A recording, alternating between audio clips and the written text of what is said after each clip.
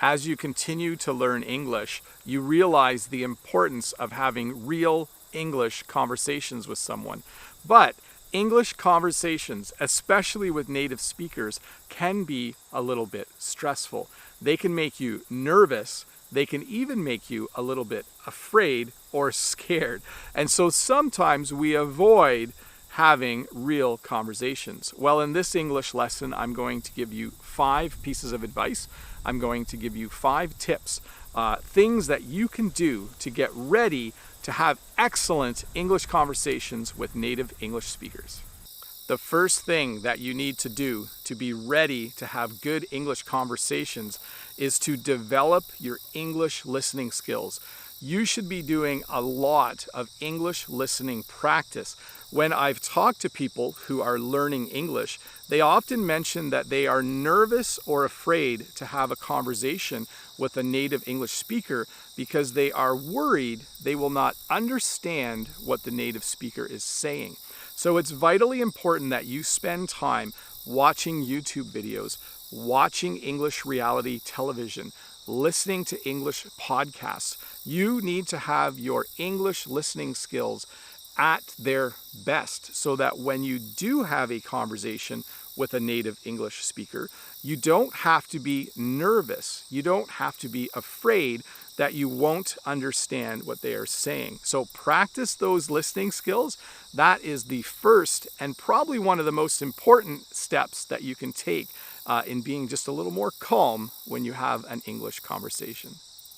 The second thing that can make English learners a little bit afraid or stressed about having a real English conversation is the fear that they might mispronounce some words, the fear that they might say some words and someone might think it sounds funny, or they might say something wrong and someone might laugh at them. So the best way to avoid this is, of course, to practice your pronunciation. You need to take time each day to say words out loud in English. You don't have to have a conversation in order to practice pronunciation. You can read out loud. You can repeat what you hear in a video or on television. There are many things you can do to start to exercise the muscles of the mouth, to exercise the tongue, and to form the words properly. So you need to do this. This is the second thing that will really help you, because if you know your pronunciation is getting better and better, you are more likely to be calmer when you do have a conversation with a real English native speaker. A third thing that you can do in order to put yourself at ease when you know you're going to have an English conversation is to think about really good questions to ask during the conversation. You should always go into an English conversation with questions so that you can keep the native speaker talking as much as possible, especially if you are a beginner. When you are a beginner, your goal in any conversation is to ask questions so that the native speaker keeps talking. Eventually, when you are more advanced, you will be talking more. But at the beginning, you should do things like this. If the native speaker says that they just saw a movie, you should right away ask, what movie did you see? You should also ask, when did you see the movie? Did you like the movie? What was your favorite part of the movie? So whenever you can ask a question, it gives you time to then pause and listen again while the native speaker is talking. So you should always think about, what question can I ask this native speaker? That's your third tip. A fourth thing that you can do to just help you be ready for an English conversation is to make sure that you are expanding your vocabulary in a lot of different directions. Just because you like reading or just because you like movies doesn't mean that all of your vocabulary should relate to those two things. You should make sure that you are aware of vocabulary in other areas as well. Even if you don't like sports, you should learn vocabulary for different sports. Even if you don't like travel, you should learn vocabulary for travel. Even if you don't like food, you should learn a lot of vocabulary for food.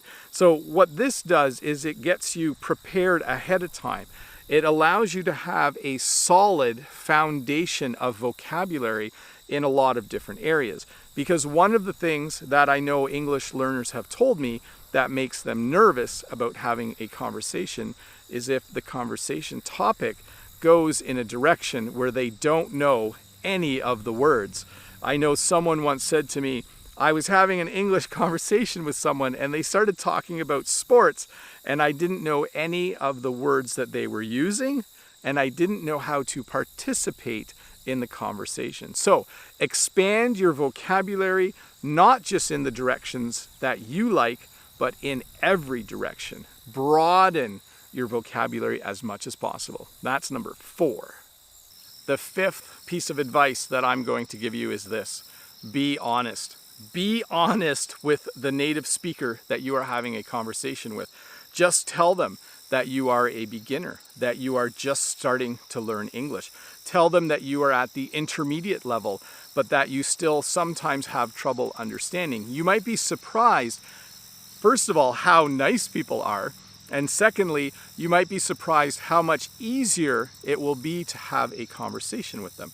I know for myself, when I was speaking French with someone, if I told them I was a beginner or intermediate, they would certainly be gracious and helpful and explain things to me really, really well. So be honest, just tell them. And secondly, be ready to ask them to repeat themselves in really polite ways. So make sure you know phrases like, I'm sorry, I didn't quite catch that. Or, excuse me, I didn't quite understand that last sentence. Or, could you repeat that, please? So learn those really nice ways to ask someone to repeat themselves. And I think that you will have amazing English conversations going forward.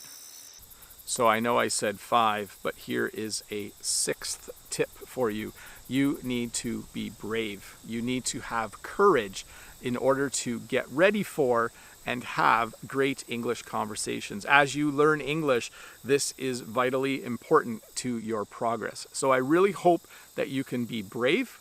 I hope that you can have courage, and I hope your next English conversation goes really, really well. Thank you so much for watching. If you have time, why don't you stick around and watch another video? Bob the Canadian here. Have a great day.